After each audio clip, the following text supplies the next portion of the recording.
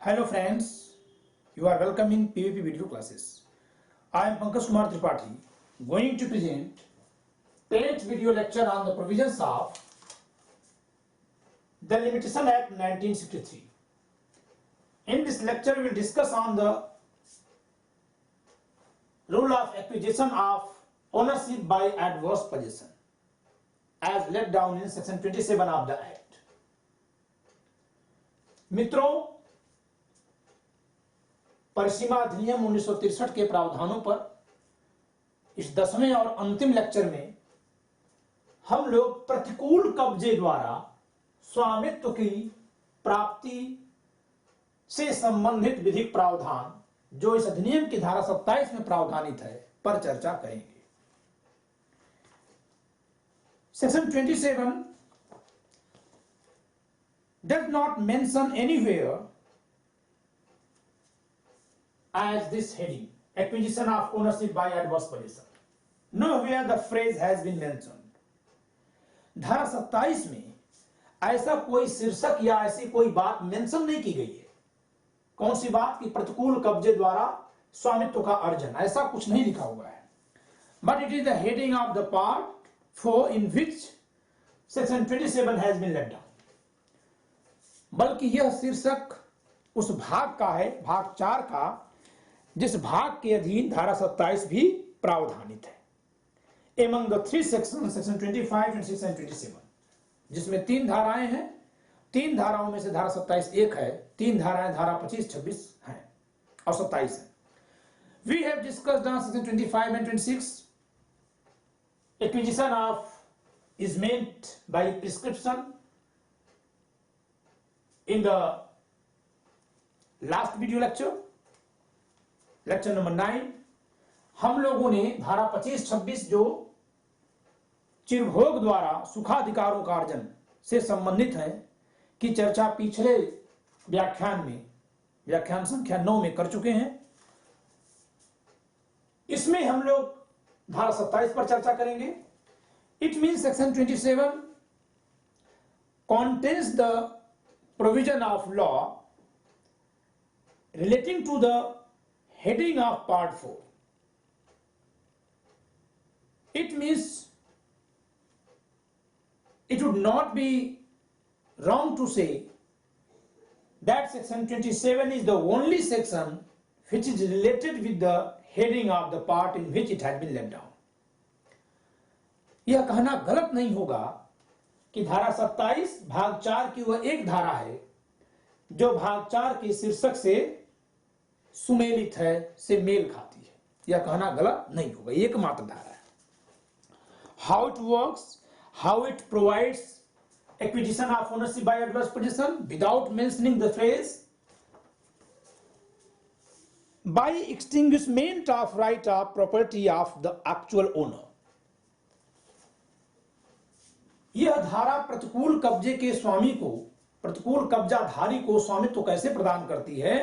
तो यह धारा उसके मूल स्वामी के स्वामित्व को समाप्त कर देती है जिसकी संपत्ति पर किसी व्यक्ति ने बिना उस व्यक्ति के प्राधिकार से कब्जा स्थापित कर लिया है और वो कब्जा प्राप्ति के लिए समय सीमा के भीतर वाद नहीं लाता है, तो उसके स्वामित्व को समाप्त घोषित कर देती है। जैसे ही उस व्यक्ति का स्वामित्व समाप्त हो जाता है, वैसे ही स्वामी अगर समाप्त हो गया तो किसी संपत्ति का स्वामित्व कहां जाएगा? कभी भी स्वामित्व हवा में नहीं रह सकता। तो ऐसे में स्वामित्व उस संपत्ति पर जो कब्जाधीन है उसमें निहित हो जाता है। इस प्रकार यह धारा प्रतिकूल कब्जाधारी के पक्ष में स्वामित्व का अर्जन इस प्रकार नहीं करती कि इसकी घोषणा करती हो, बल्कि जिस व्यक्ति की संपत्ति पर प्रतिकूल कब्जा किया गया हो वह समय सीमा के भीतर यदि वाद नहीं लाता है कब्जा प्राप्ति का, तो वाद वर्जन के आधार पर उसके स्वामित्व को भी वर्जित कर देती है और इस प्रकार प्रतिकूल कब्जाधारी को ही स्वामित्व प्राप्त का मौका दे देती है। Now we should read section 27. at the determination of the period hereby limited to any person for instituting a suit for possession of any property, his right to such property shall be extinguished. At the determination of the period hereby limited means to any person for instituting a suit for possession of any property, the limitation period for instituting a suit for recovery of possession have been provided in Article 64, 65, 66, 67 and Section 112 of the Act. As per Section 64, 65, 66, 67, it is 12 years. So if property of a person comes into possession of a person who is a trespasser, then for recovery of possession, to file a suit for recovery of possession by the actual owner of the person who is entitled for possession is 12 years. So the limitation period is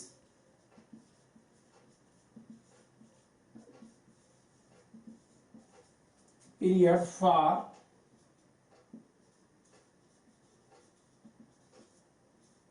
instituting a suit for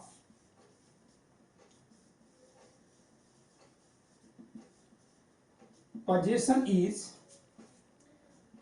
12 years as per Articles 64 to 67 of the Act. Okay, but if the land belongs to government, then it is 30 years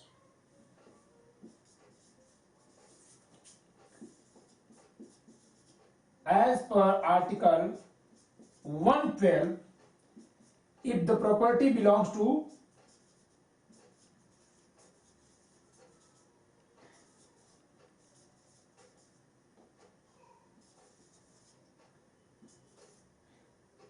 a government, यदि वह संपत्ति सरकार से संबंधित है तो अनुच्छेद 112 के अनुसार यह समय सीमा 30 वर्ष हो जाती है. It means if a suit for repossession is not filed, is not instituted by a person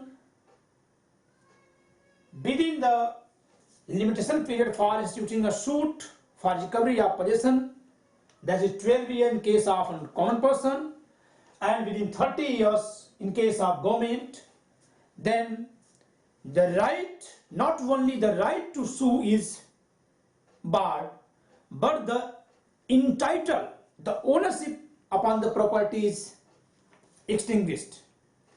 This is the only provision in the Act which lays down a rule on the basis of expiration of limitation period,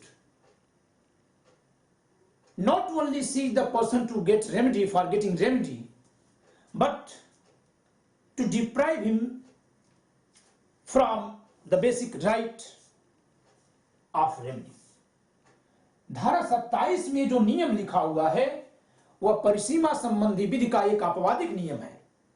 परिसीमा संबंधी विधि के अनुसार कभी भी जब किसी आधार पर उपचार पाने के लिए वाद दाखिल करने की समय सीमा अगर समाप्त हो जाती है तो व्यक्ति केवल उपचार पाने के अधिकार से वंचित होता है, न कि अपने अधिकार से वंचित हो जाता है.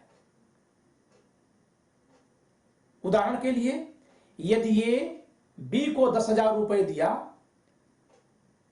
और उसकी वसूली की तिथि आ गई, वसूली की तिथि के 3 वर्ष के भीतर यदि उसने वसूली के लिए वाद नहीं दाखिल किया तो उसका धन की वसूली का वाद लाने का अधिकार समाप्त हो जाएगा, लेकिन वह धन दिया था और धन पाने का उसका अधिकार है यह समाप्त नहीं होता है.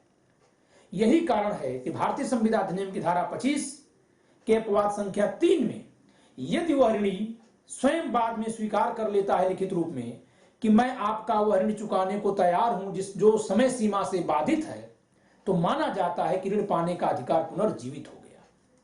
अर्थात ऋण पाने का अधिकार था, उसके लिए उपचार पाने के लिए वाद लाने का अधिकार रुक गया था।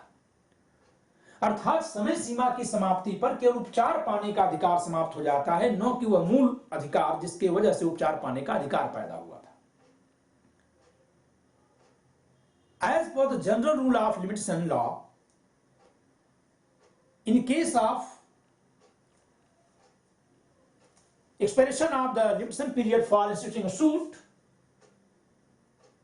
a person deprived from getting remedy by way of legal machinery. But he is not disentitled from the basic right on the basis of what he had once right to get remedy. For illustration, if A given a debt to B and after due date he has not filed any suit for recovery of the debt within 3 years from the due date, that is limitation period, then he will lose his right to file a suit for recovery of the debt being barred by limitation period. But it doesn't mean that he will lose his status that he has once given 10,000 rupees to be. So as per the rules of section 25 of the Indian Contract Act, exception number 3 of section 25 of Indian Contract Act, if the debtor himself acknowledges by writing and signing that he has borrowed that money and he is ready to pay that money, then the money lender will regain his right, and then he would be able to file a suit for recovery of that debt.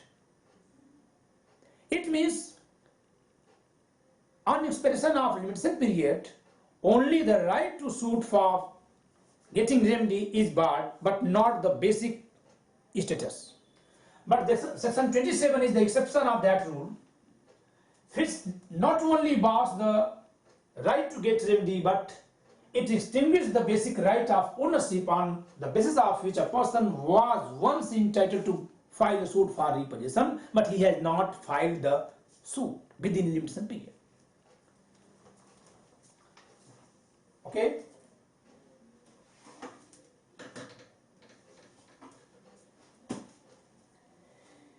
In the case of Ahmad Wani versus Lasugain AIR 1967, Jammu and Kashmir, page number 149, it was held by the court that however the section only extinguishes the title of the rightful owner. What I have mentioned earlier, that the section 27 does not specifically state to only extinguishes the title of the rightful owner if he has not filed a suit for recovery of possession within the limitation period. But consequently, the property vested in the wrongful possessioner, the trespasser, because no property can be left into air. So, but the title to the property cannot be left in the air. So, on the extinguishment of the title of the rightful owner, such title to the property shall follow the possession, and person in possession as trespasser is to be treated to have acquired title by adverse possession. It was held by the Jammu and Kashmir High Court. It means by default it has been provided in section 27, that is acquisition of ownership by adverse possession, but it is not in express words. मित्रों, धारा 27 में यह कहीं नहीं लिखा है कि प्रतिकूल कब्जे द्वारा कैसे संपत्ति का स्वामित्व प्राप्त होगा। धारा 27 सिर्फ इतना कहती है, क्या कहती है, हम पढ़ देते हैं बैठ को, कि उस कालावधि के पर्यवसान पर जो किसी संपत्ति के कब्जे का वाद संस्थित किए जाने के निमित्त किसी व्यक्ति के लिए तद द्वारा परिसीमित है। तद द्वारा मतलब अनुच्छेद 64 से 67 में 12 वर्ष और अनुच्छेद 112 में 30 वर्ष यदि संपत्ति सरकार की है तब, तो एतद द्वारा परिसीमित है, अर्थात 12 वर्ष या 30 वर्ष। ऐसी संपत्ति पर उसका अधिकार निर्वापित हो जाएगा। न केवल ऐसी संपत्ति के पुनर्प्राप्ति के लिए, कब्जे प्राप्ति के लिए वाद का अधिकार सीमित हो जाएगा, समाप्त हो जाएगा, बल्कि उस संपत्ति पर से उसका अधिकार ही समाप्त हो जाएगा। तो जब हकदार व्यक्ति का हक ही समाप्त हो जाएगा तो वह संपत्ति कहां जाएगी। जम्मू और कश्मीर उच्च न्यायालय ने यह साफ किया कि कोई भी संपत्ति जो किसी के कब्जाधीन हो वह हवा में नहीं हो सकती, उसका स्वामित्व हवा में नहीं हो सकता। ऐसे में जब उसके वैध स्वामी से स्वामित्व समाप्त हो जाता है तो स्वाभाविकतः स्वामित्व कब्जाधारी का अनुगमन कर लेता है और इस प्रकार बाय डिफॉल्ट यानी स्वाभाविक रूप से इस धारा के प्रावधान लागू करने पर प्रतिकूल कब्जाधारी उचित कब्जाधारी के हकदार व्यक्ति के द्वारा समय सीमा के भीतर कब्जा प्रत्युद्धरण का वाद न लाए जाने से जब अधिकार वंचित हो जाता है तो उस संपत्ति के कब्जे का संपत्ति के स्वामित्व का हकदार बन जाता है। कौन? जो अतिचारी है। ओके, अर्थात the essential element of acquisition of ownership by adverse possession is that a person must have come in the possession of a property without having title. The actual owner must have not filed a suit within 12 years from the date of arising cause of action. Okay, then just on proving of the two elements, the two facts, the actual owner shall lose his right over the property and the property shall follow the possession and the ownership of the property shall be vested in the possessor who is actually one's trespasser, wrongful possessor. अर्थात धारा 27 के नियमों के अनुसार दो इसके आवश्यक तत्व हैं कि वास्तविक कब्जा किसी संपत्ति पर कोई व्यक्ति बिना किसी हक के कब्जे में आ गया हो, वाद कारण उत्पन्न होने के 12 वर्ष और सरकार की दशा में 30 वर्ष किस परिसीमा काल के भीतर कब्जा प्रत्युद्धरण का वाद स्वामी के द्वारा संस्थित न किया गया हो, तो ऐसे में धारा 27 के अनुसार उस स्वामी का स्वामित्व उस संपत्ति से समाप्त हो जाता है और तब उस संपत्ति का स्वामित्व संपत्ति के कब्जाधारी का अनुगमन करता है और अतिचार के माध्यम से कब्जा प्राप्त करने वाले व्यक्ति में निहित हो जाता है।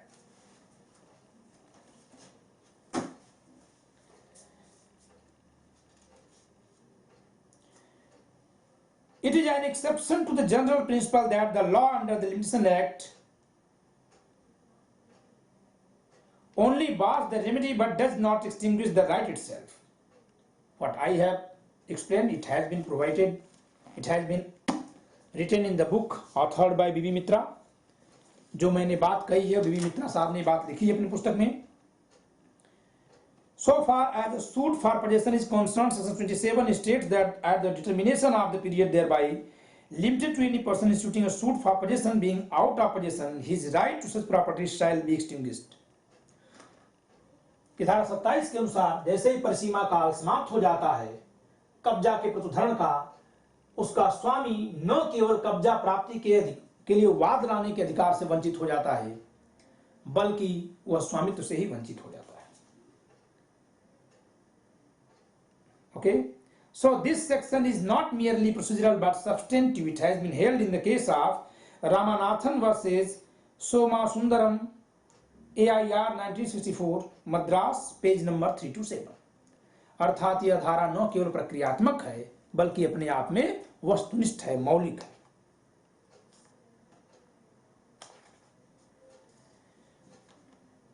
Where a person goes out of India, there is a very important case. It is Yusuf versus Jainab Banu.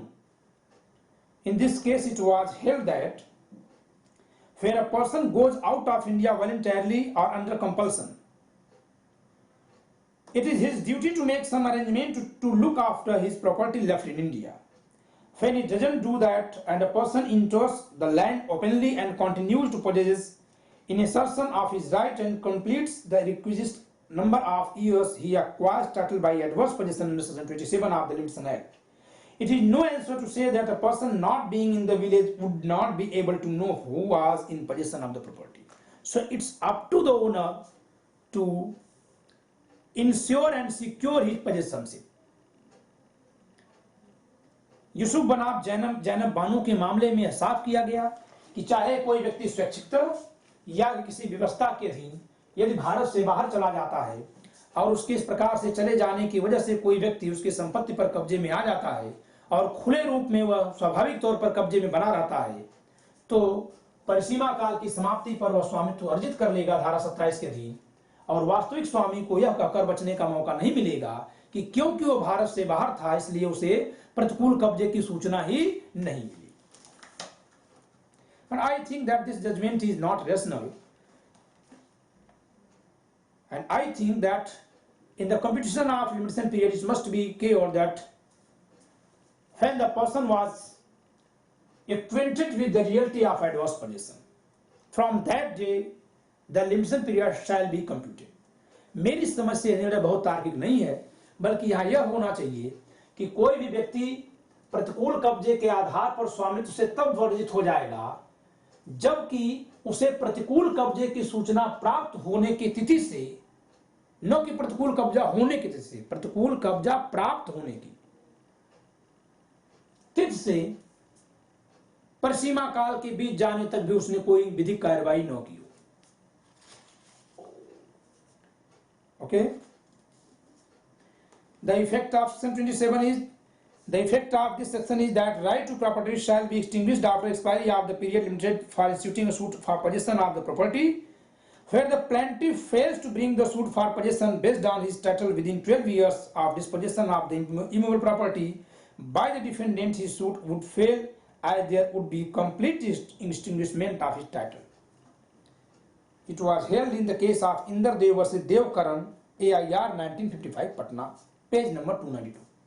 अर्थात इस धारा का प्रभाव यह है कि यदि कोई वास्तविक स्वामी भी अपने संपत्ति पर किसी अतिचारी के कब्जा में आ जाने के विरुद्ध कब्जा प्राप्ति का वाद परिसीमा काल के भीतर नहीं लाता है और परिसीमा काल समाप्त हो जाता है, तो न केवल उसे उपचार पाने का अधिकार समाप्त हो जाएगा बल्कि उसका स्वामित्व भी समाप्त हो जाएगा, और ऐसे में स्वामित्व कब्जाधारी के अधीन चला जाएगा. प्रतिकूल कब्जा रखने वाला व्यक्ति जो एक समय अत्याचारी था वही वास्तव में कब्जाधारी हो जाएगा. So enjoy the lecture.